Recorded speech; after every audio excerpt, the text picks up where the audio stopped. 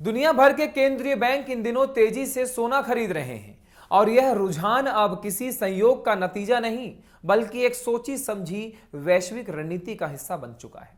World gold council की report बताती है कि वर्ष 2025 में सेंट्रल बैंक सामूहिक रूप से करीब 900 टन सोना खरीद सकते हैं। यह लगातार चौथा साल होगा जब केंद्रीय बैंकों ने औसत से कहीं अधिक सोने की खरीदारी की है।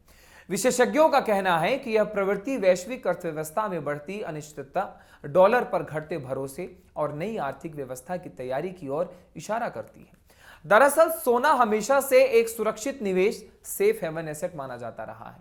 जब अर्थव्यवस्था में अस्थिरता होती है, मुद्रास्फीति बढ़ती या भू राजनीतिक तनाव गहराते हैं, तब निवेशक और सरकारें दोनों सोने की ओर रुख करते हैं। आज की स्थिति में यही हो रहा है। वैश्विक अर्थव्यवस्था की विकास दर 2% से भी नीचे है, जबकि महंगाई अपने उच्चतम स्तर पर है। ऐसे में केंद्रीय बैंक अपने विदेशी भंडार का बड़ा हिस्सा अमेरिकी डॉलर से हटाकर सोने में परिवर्तित कर रहे हैं। डॉलर की बादशाहत कमजोर पड़ रही है। आईएमएफ के कोफेर डाटाबेस के अनुसार वैश्विक रिजर्व में डॉलर की हिस्सेदारी अब घटकर करीब 58% रह गई है, जबकि एक दशक पहले यह 70% के करीब थी। अमेरिकी प्रतिबंधों और वित्तीय हथियारों के रूप में डॉलर के इस्तेमाल ने कई देशों को सतर्क कर दिया है। रूस पर पश्चिमी देशों द्वारा लगाए गए आर्थिक प्रतिबंधों ने यह स्पष्ट कर दिया कि अगर कोई देश डॉलर पर अधिक निर्भर है तो उसकी आर्थिक संप्रभुति का जोखिम में पड़ सकता है।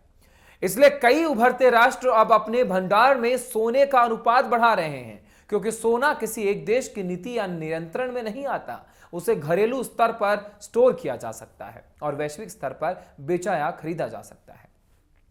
देखिए, चीन इसका सबसे बड़ा उदाहरण है। पीपुल्स बैंक ऑफ चाइना लगातार 18 महीनों से अपने गोल्ड रिजर्व बढ़ा रहा है। विशेषज्ञों के मुताबिक यह कदम संभावित अमेरिकी प्रतिबंधों से बचाव के साथ साथ ब्रिक्स प्लस देशों के बीच गैर डॉलर व्यापार को मजबूत करने की रणनीति का हिस्सा है। यानी चीन के भविष्य की उस दुनिया के लिए तैयार कर रहा है जहां डॉलर की जगह सोना और अन्य वैकल्पिक मुद्राएं ज्यादा महत्वपूर्ण भूमिका निभा सकती हैं। इन्फॉर्मेक्स रेटिंग के मुख्य अर्थशास्त्री मनोरंजन शर्मा के अनुसार यह सिर्फ सुरक्षित निवेश की प्रवृत्ति नहीं बल्कि एक स्ट्रक्चरल शिफ्ट है। केंद्रीय बैंक अब यह मानने लगे हैं कि सोना वित्तीय प्रतिबंधों, मुद्रा अवमूल्यन और डिजिटल करेंसी के अनिश्चित भविष्य के खिलाफ एक अस्थायी सुरक्षा कवच है। सोने में न तो डिफॉल्ट का जोखिम है, न ही यह किसी सरकारी नीति के अधीन होता है। यही कारण है कि इसे मौद्रिक नीति की स्वतंत्रता और वित्तीय स्थिरता का नया स्तंभ माना जा रहा है।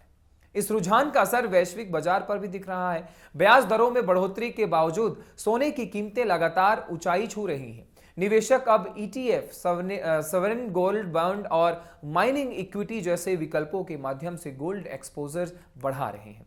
कुल मिलाकर सेंट्रल बैंकों की यह बढ़ती गोल्ड खरीदारी सिर्फ कीमतों की नहीं बल्कि पूरी आर्थिक व्यवस्था को नया स्वरूप दे रही है। बदलते भू राजनीतिक समीकरणों और डिजिटल अर्थव्यवस्था के दौर में सोना फिर से उस मौद्रिक संप्रभुता का प्रतीक बनता जा रहा है जो कभी कागजी मुद्राओं के आने से खो गया था।